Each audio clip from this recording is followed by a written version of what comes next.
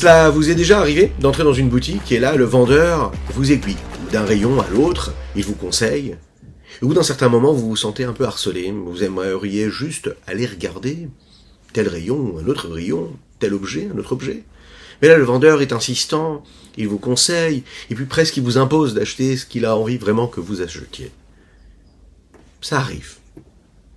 Dans la paracha de la semaine, Paro, qui fait venir Yosef pour interpréter ses rêves, lui raconte ses rêves. Et là, Yosef, lui raconte les rêves, il les interprète, mais il va même lui conseiller quelque chose. Il va insister pour ceci. Il lui parle de ce rêve-là où les vaches pleines cohabitent avec les vaches qui sont minces et maigres.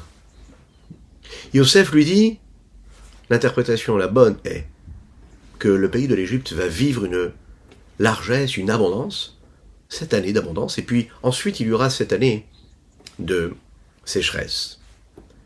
Il termine par lui donner le conseil, il lui dit, Paro devrait nommer un responsable qui lui rassemblerait toutes les récoltes nécessaires pendant les années d'abondance, qui, elle, servirait pendant les années de famine.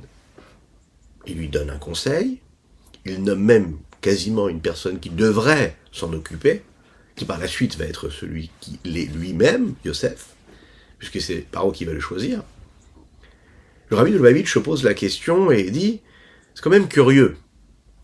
Déjà dans ce rêve-là, on voit en même temps les vaches grasses et en même temps les vaches maigres. Comment Yosef interprète donc que les années de famine et d'abondance vont se suivre l'une et l'autre? A priori, dans ce rêve, il y a quelque chose de contradictoire. Il aurait dû y avoir 7 années d'abondance comme les 7 vaches qui, elles, sont grasses et pleines. Et ensuite, dans la suite du rêve, il y aurait donc un deuxième rêve, peut-être, où il y aurait ces 7 vaches maigres. Et pourtant, dans ce même rêve, elles cohabitent, elles sont ensemble, dans la même image que le texte nous décrit. Les vaches grasses et pleines, et les vaches maigres et minces. La réponse à cela, c'est que Yosef intervient et il se mêle. Et il va conseiller Paro parce qu'il trouve l'interprétation justement dans cette contradiction. Il comprend que pendant les années d'abondance, il va falloir déjà s'impliquer et se mêler de ce qui va se passer après. La solution, il la trouve dans le rêve, dans la contradiction des événements qui se trouvent dans ce rêve-là. Le rabbi de nous expliquer. Nous vivons en exil, et en exil, on cohabite entre la Gdusha et la Touma, la sainteté et l'impureté. On fait cohabiter le bien et le mal. En nous, on peut se lever le matin et agir de la meilleure des façons. Bien prier, bien étudier, faire de bonnes actions, bien se comporter, vivre en harmonie, en paix, dans son foyer, dans sa famille, avec ses amis, avec les personnes que l'on va rencontrer. On se sent en paix avec Dieu, on pratique notre religion comme il faut, on fait les mitzvot comme il faut, on ressent la connexion avec Dieu comme il faut. Tout parfait.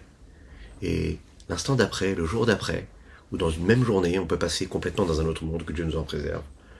On va se retrouver à ressentir beaucoup moins ce lien, à perdre le feu, l'engouement, l'emballement, à perdre la chaleur de l'harmonie, se retrouver à l'inverse de tout ce que nous avons construit l'heure d'avant, le jour d'avant, la semaine d'avant. On vit dans cette contradiction-là, on vit dans ces difficultés-là, et ce sont les difficultés de l'exil. On cohabite les deux avec les uns avec les autres.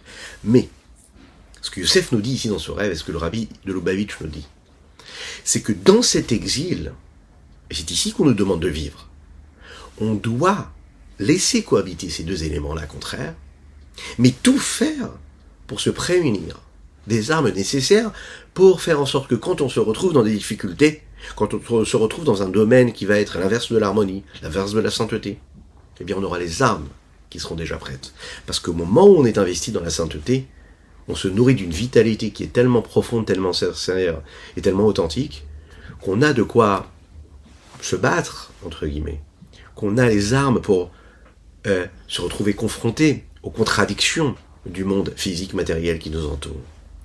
Et que Dieu fasse qu'avec les lumières de Hanouka cette année, et cette lumière-là que Yosef nous apprend à travers l'interprétation qu'il donne à ces rêves-là, puisse nous accompagner et nous faire bien prendre conscience qu'une petite lumière, comme nous le disons, chasse toujours beaucoup d'obscurité. À bientôt.